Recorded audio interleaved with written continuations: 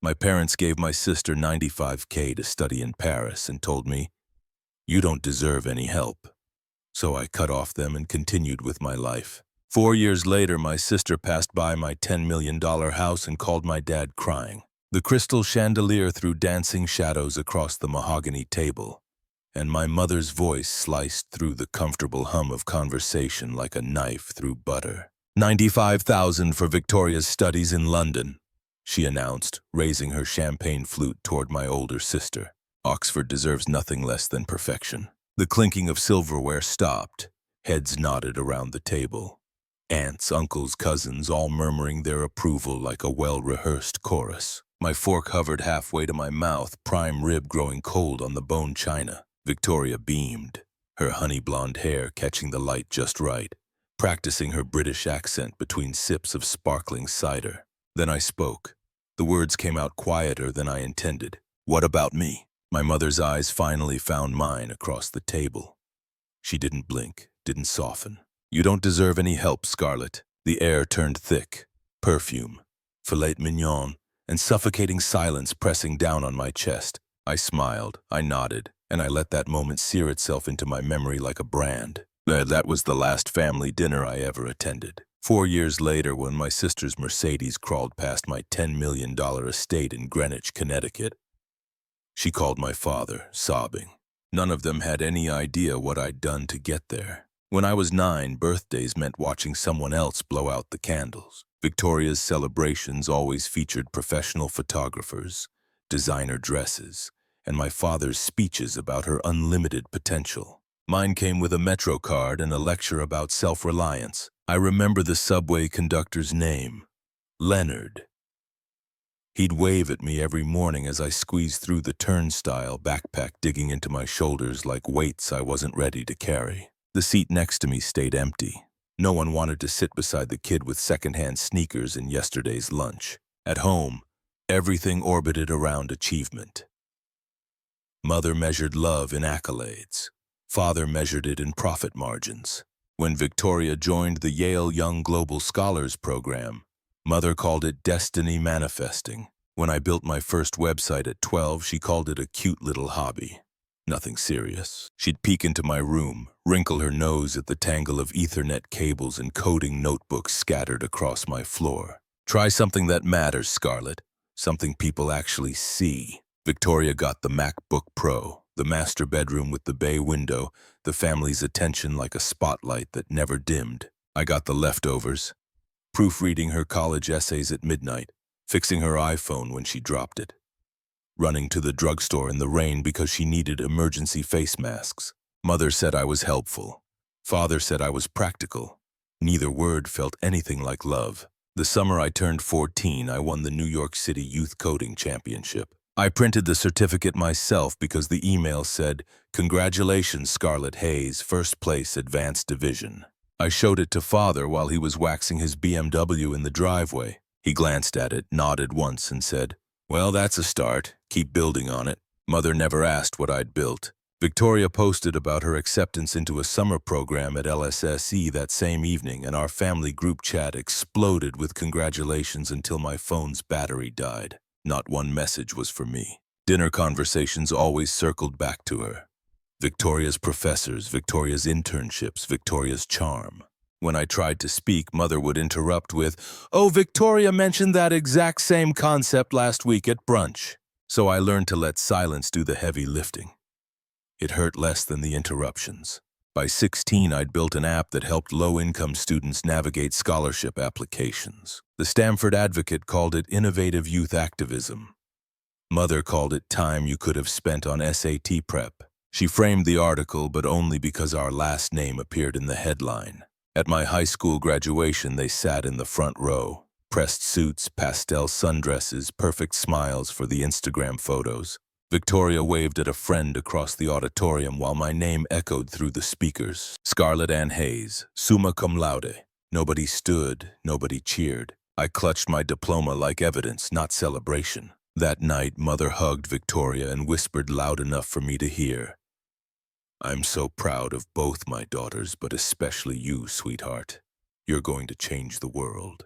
I smiled because Victoria was recording for her Instagram story. Later, alone in my room, I pinned that Metro card above my desk, right next to the certificate nobody cared about. Rain drummed against the window in steady rhythm, keeping time like a metronome. That night, I understood the equation of my family. Victoria equaled light. I equaled shadow.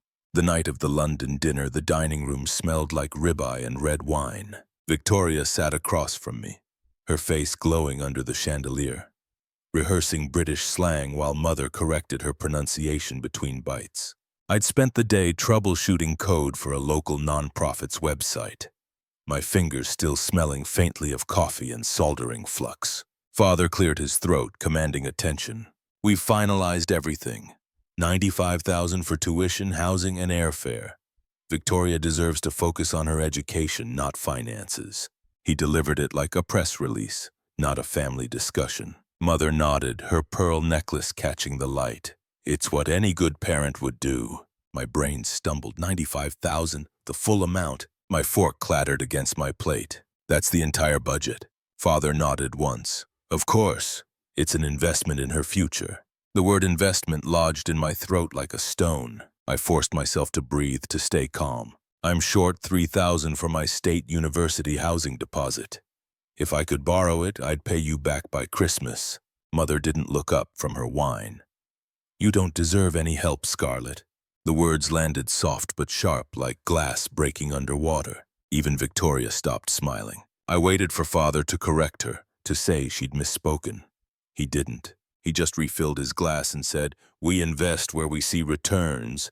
You made your choices." Something inside me went perfectly, utterly still. The chandelier's hum, the scrape of knives on china, the vanilla-scented candles. Every detail pressed into my brain like a photograph I'd never forget. I smiled, small, controlled, final. I understand.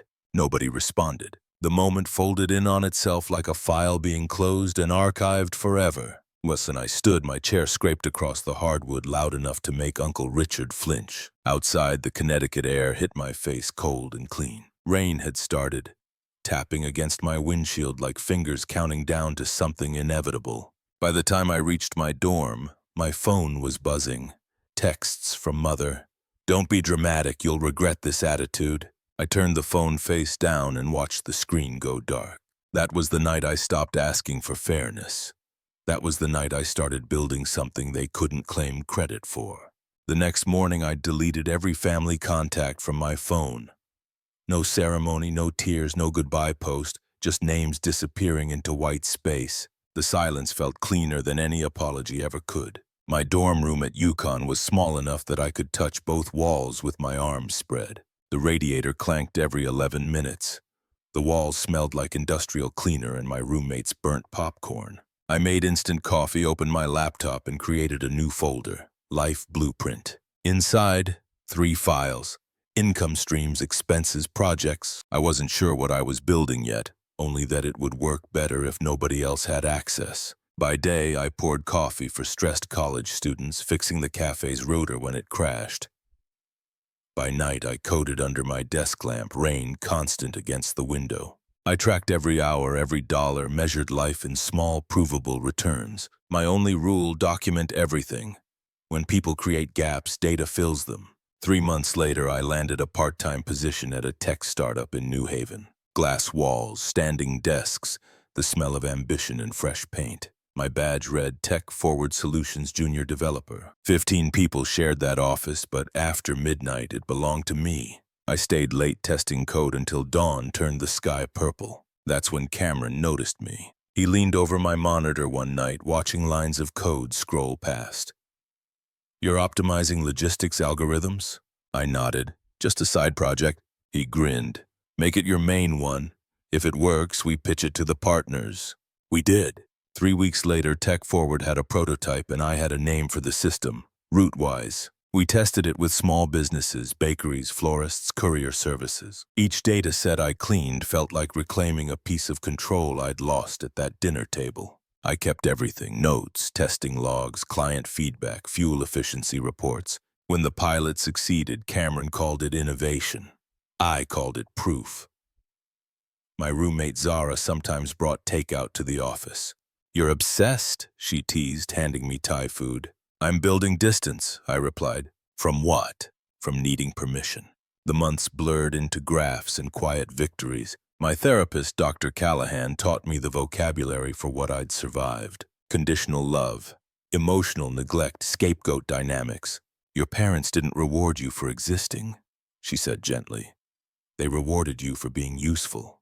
I nodded. Then I'll make usefulness my weapon. By the end of that year, Rootwise became more than code. It became a voice I didn't have to raise. Numbers spoke. Data replaced arguments. When Tech Forward offered to spin it into its own startup, Cameron made me CTO and co-founder. We signed paperwork in a conference room overlooking New Haven Harbor. Rain streaked the windows like static. I signed my name without my hand shaking once. Every milestone I logged, every contract I saved. It wasn't paranoia. It was architecture. Control had shape, and I was finally drawing the blueprint. The next 3 years moved like a time-lapse. Rootwise grew from 2 desks to 2 floors. Our carbon reduction model got featured in TechCrunch. A venture capital firm backed us after reviewing our pilot data. I didn't buy designer clothes or post about it. I still wore the same jeans and tied my hair in the same ponytail. But I upgraded my laptop and kept the old one in a drawer, an artifact from a different version of myself. One evening, cleaning out that drawer, I found the torn napkin I'd written on after that dinner. Call mother, crossed out so hard the paper ripped. I ran my thumb over the tear, then folded it carefully and filed it under archive. Lessons learned. 4 years passed like that, quiet, steady, purposeful, until one notification changed everything. A real estate app pinged. New listing, waterfront estate, Greenwich, CT. I clicked out of curiosity, then couldn't look away. The house was all glass and limestone facing Long Island Sound. It cost $10 million, the same number that once sounded impossible. I bought it. No co-signers, no permission, no shared accounts. The morning I moved in, the air smelled like salt water and fresh possibilities. I set my things down in the empty great room, then hung one item on the wall. My old Metro card framed behind museum glass. Beneath it, I added a small plaque. From broken roots to chosen paths. For the first time in my life, silence didn't mean abandonment. It meant peace. Some nights I'd stand by the floor-to-ceiling windows, watching rain trace slow patterns down the glass. My reflection was faint, almost ghost-like, but solid enough to trust. The house was quiet except for the hum of the dishwasher finishing its cycle. I'd think about my parents sometimes, not with rage, just curiosity. Did they still believe worth was something you invested in? Did they ever wonder about the daughter who stopped asking? Then I'd close my laptop, check my accounts, and turn off the lights one by one. The sound outside shimmered silver and endless. This time I wasn't running from their silence. I was mastering my own. It happened on a Saturday in late September. Sunlight poured through the windows, turning the marble floors into rivers of gold. My boyfriend Nathan and I were about to leave for the farmer's market when my phone lit up with a number I didn't recognize. I almost declined it, almost. Then instinct made me answer. "Scarlett, it's me, Victoria." Her voice cracked, scattered between ragged breaths. "I just drove past your gate. Your name's on the entrance. Do you really live there?" Outside, the sprinkler system clicked on, rhythmic and indifferent. I answered carefully. "What are you really asking, Victoria?" She inhaled sharply. "How do you have that kind of money?" The call ended before I could respond. I stared at the screen until it went black, reflecting the faint outline of my face. Within 2 hours, messages started flooding in. Mother, father, Aunt Constance, Grandmother Hayes, all names I hadn't seen in years. Each voicemail carried the same desperate undertone wrapped in different words. Mother's voice first, polished and pointed. "Victoria told me something unbelievable. Darling, call me. She's distraught. You can't let jealousy ruin this family." Then father's, measured and heavy. "Scarlett, it's your father. Let's talk like adults. We're still family."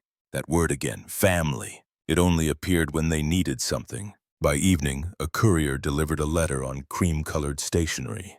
Expensive handwriting, Catherine Hayes. The first line pretended warmth. "Victoria's expecting a baby. You'll be an aunt. Perhaps it's time to heal old wounds." Then the calculation revealed itself. Your father's business has hit some rough patches. The roof needs replacing. Family supports one another in difficult times. The final line sharpened like a threat. I know you're not a heartless person. I folded the paper once, twice, until it fit neatly in the trash. That night I didn't cry, didn't rage. I just reopened my old therapy notes, the document labeled boundaries. I added a new line. They don't miss me. They miss the role I used to play. 3 days later, I sent 2 emails. The first to Mother. If contact is to continue, no financial requests, no guilt tactics, no unannounced visits. I don't need apologies, I need respect. The second to Father. You called it investment and returns, here's mine. Freedom. Let's close this account properly. He replied with a single text. Meet me. The diner on Post Road. Thursday, 10 a.m. The diner smelled like coffee and bacon grease. Father arrived exactly on time. Pressed suit, graying temples, eyes dimmer than I remembered. He slid into the booth across from me. You look different, he said. Better or worse, different is fine. He tried to smooth things over, calling Mother's cruelty misunderstood and taken out of context. I listened quietly until he said, we did the best we could. Parents make mistakes. I met his eyes. It wasn't a mistake, Father. It was math. You invested $95,000 in appearance. I built value from nothing. The difference is honesty. He blinked, staring at his untouched coffee, steam disappearing into nothing. When I stood to leave, I said, you don't owe me anything. That's the entire point. 1 week later came the gala, Connecticut's annual STEM education fundraiser. Rootwise was sponsoring a new scholarship for underprivileged girls in tech. The ballroom glittered in gold and crystal, air thick with perfume and power.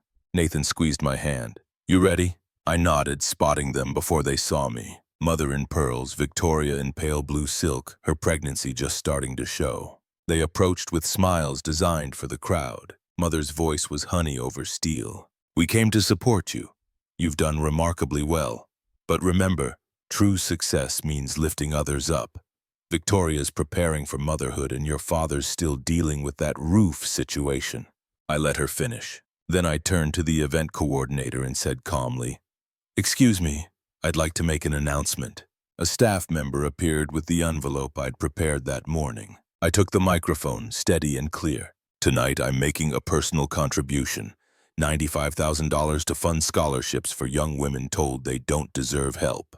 The ballroom went silent. Then applause erupted, rolling like thunder through the space. I looked directly at my mother. You once called it an investment, I said softly into the microphone. So do I. Her smile cracked like porcelain. Father, who'd just entered from the lobby, froze mid-step. The projection screen behind me lit up with the check. $95,000. Scarlet haze. Rootwise Technologies. It glowed under the spotlights like quiet justice made visible. When the applause faded, I walked off stage past their stunned faces into the cool Connecticut night. Rain had started again, thin, steady, cleansing. After the gala, I didn't post anything. No photos, no statements, no press releases. Silence spread faster than any headline could. The next morning, mist blanketed Greenwich. I stood on my deck, barefoot on the cold wood, watching Long Island Sound stretch silver under soft rain. My phone stayed inside, face down. It hadn't rung since that night, and for once that silence didn't feel like loss. It felt earned. Inside, the house was still. Nathan made coffee in the kitchen, the scent mixing with the sound of waves against the shore. You okay? He asked. Yeah, I said. Finally. He smiled. You seemed lighter last night. I'm not lighter, I said. Just finished. Later, when he left for work, I walked into my office. The windows framed the sound like a living painting. My desk was clean, only my laptop, half a cup of cold coffee, and the small glass frame on the wall. Inside it, the green Metro card, the one they once said represented responsibility. Now it meant freedom. I opened my journal, the one from therapy, and wrote the final entry. They taught me that love has to be earned.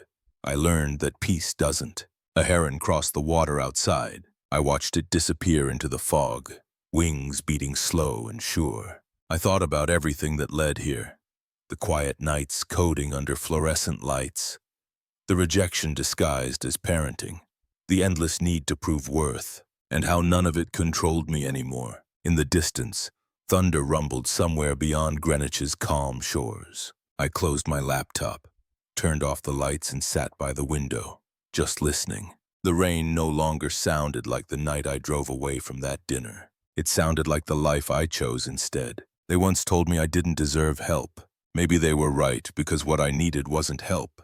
It was distance, silence, and time to build something that couldn't be taken away. Now when rain hits the glass, it doesn't sound like sorrow anymore.